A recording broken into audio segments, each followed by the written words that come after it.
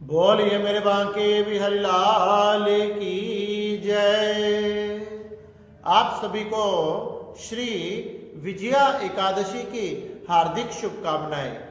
श्री युधिष्ठिर जी महाराज एक समय भगवान श्री कृष्ण के पास जाकर पूछने लगे कि हे माधव, हे कृष्ण, हे जनार्दन, हे जगतपति, कृपया कर आप मुझे फाल्गुन मास के कृष्ण पक्ष की एकादशी का क्या नाम है, आप उसकी क्या विधि है, क्या कथा है, किस प्रकार से वो धारण की जाती है, ये सब बताने की कृपा करें।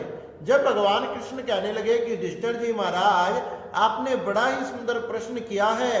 यही प्रश्न एक समय श्री नारद जी ने ब्रह्मा जी से पूछा था। श्री नारद जी ने ब्रह्मा जी से भी यही पूछा था। वही वर्त वही कथा मैं तुम्हें बताता हूं, आप ध्यान पूर्वक सुने। फाल्गुन मास में कृष्ण पक्ष में आने वाली एकादशी को श्री विजया एकादशी कहते हैं। ये सभी स्थानों पर विजय कराने वाली, व्यक्ति के काम क्रोध आदि, अहंकार आदि इन सब शत्रुओं का दमन करने वाली है तथा समस्त पापों को नष्ट करने वाली है। इस एकादशी को व्यक्ति ने जरूर व्रत धारण करना चाहिए।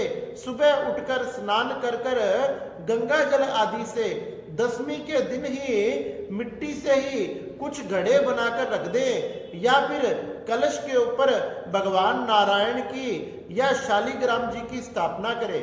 एकादशी के दिन भी सुबह स्वच्छ जल में स्नान कर शुद्ध वस्त्रों को धारण कर उन कलश पर विराजमान किए हुए भगवान नारायण की, गोविंद की, श्री शालिग्राम जी की पूजा करनी चाहिए। षोडश उपचार से भगवान का पूजन करे, पंचामृत से अभिषेक कराए, फल फूल आदि नवेद आदि से भगवान का पूजन करना चाहिए। इस प्रकार भगवान का नाम स्मरण करते हुए, भगवान के मंत्रों का जाप करते हुए, कीर्तन करते हुए पूरा दिन व्यतीत करना चाहिए। एक समय की बात है जब त्रेता युग में भगवान श्री नारायण ने श्री रामचंद्र जी का अवतार लिया था, तो उस समय उन्हें वनवास जाना पड़ा था।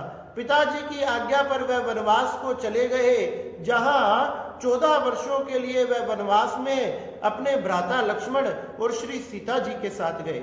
जब वह उसी वनवास में, उसी वन में पंचवटी में रह रहे थे, तो छल पूर्वक रावण सीता जी का हरण कर ले गया। जब सीता जी का हरण कर रावण छल पूर्वक ले गया, तो श्री रामचंद्र जी और लक्ष्मण जी बड़े व्याकुल हुए।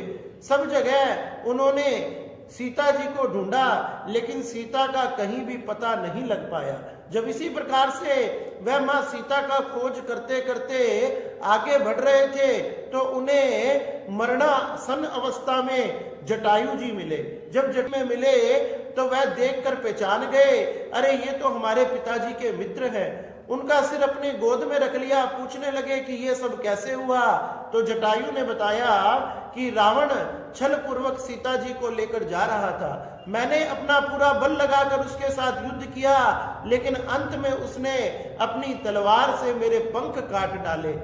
पुत्र सीता को रावण ही हरण करके लेकर गया है। इस प्रकार से श्री रामचंद्र जी ने जटायु से ये सब सुना तथा जटायु का संस्कार आदि कर आगे बढ़े, तथा आगे बढ़ने पर उनकी मित्रता श्री सुग्रीव जी से हुई, जो हनुमान जी ने दोनों का मिलन करवाया और उनकी मित्रता करवाई। इस प्रकार से आगे बढ़कर उन्होंने अनेक राक्षसों का, शत्रुओं का वध किया। अनेक प्रकार से शत्रुओं का वध करते हुए जब वह आगे बढ़ रहे थे, तो श्री हनुमान जी ने और वानरी सेना ने सीता जी को ढूंढने का कार्य आरंभ किया। जब कार्य आरंभ किया तो सामने जब समुद्र आया, जाम्बवंत जी के कहने पर हनुमान जी ने उस सागर को लांघ दिया। सीता जी की खोज लगाकर आए, पता लगाकर आए, भगवान श्री राम की मुद्रिका उन्हें दी और मां सीता की चूड़ामणि लेकर आए। भगवान श्री रामचंद्र जी उस चूड़ामणि को पहचान गए तथा अब तो लंका पर चढ़ाई करने की सोचने लगे, विचार करने लगे और चढ़ाई करने की यात्रा आरंभ कर दी। जैसे ही वह समुद्र के पास पहुंचे, इतने अथाह समुद्र को देखकर श्री रामचंद्र जी लक्ष्मण से कहने लगे कि भैया, इतने बड़े समुद्र को हम किस प्रकार लांघेंगे, हमने क्या करना चाहिए। जब श्री लक्ष्मण जी कहने लगे कि भैया, हे प्रभु, आप सब कुछ जानने वाले हैं, लेकिन फिर भी अगर आपने पूछा है तो मैं आपको एक बात बताता हूं। यहां से थोड़ी दूरी पर ही एक द्वीप में दाकलभ्य नाम के ऋषि रहते हैं। हमने उनकी शरण में चलना चाहिए और उनसे ही हमने आगे जाने का मार्ग पूछना चाहिए कि किस प्रकार से हम समुद्र को लांघेंगे तथा किस प्रकार से समुद्र के पार जाकर रावण पर विजय प्राप्त करेंगे। जैसे ही लक्ष्मण जी ने यह कहा तो प्रभु श्री रामचंद्र जी वहां आश्रम में जाकर मुनि के चरणों में प्रणाम किया। मुनि से पूछने लगे कि हे मुनि, हमें कोई मार्ग बतलाइए।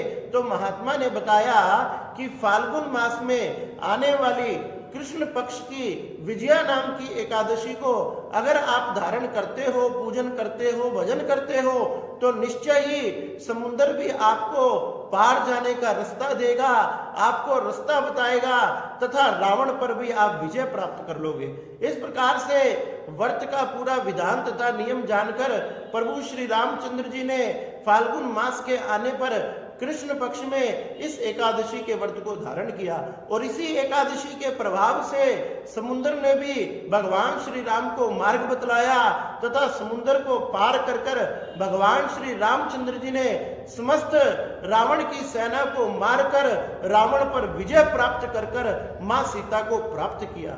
इस प्रकार से प्रभु श्री रामचंद्र जी अपनी भाई लक्ष्मण तथा अपनी पत्नी सीता जी और समस्त वानर सेना के साथ हनुमान जी, सुग्रीव जी, विभीषण जी, जामवंत जी के साथ सुखपूर्वक अयोध्या धाम पहुंचकर राज करने लगे। इस प्रकार से जो ये फाल्गुन मास के कृष्ण पक्ष की विजया नाम की एकादशी को धारण करता है, भगवान उसकी समस्त मनोकामनाएं पूरी करते हैं, उसको शत्रुओं पर विजय प्राप्त होती है, समस्त पाप नष्ट हो जाते हैं और पुण्यों की प्राप्ति होती है और तो और समस्त सुखों को भोगता हुआ अंत में भगवान के वैकुंठ धाम को प्राप्त होता है।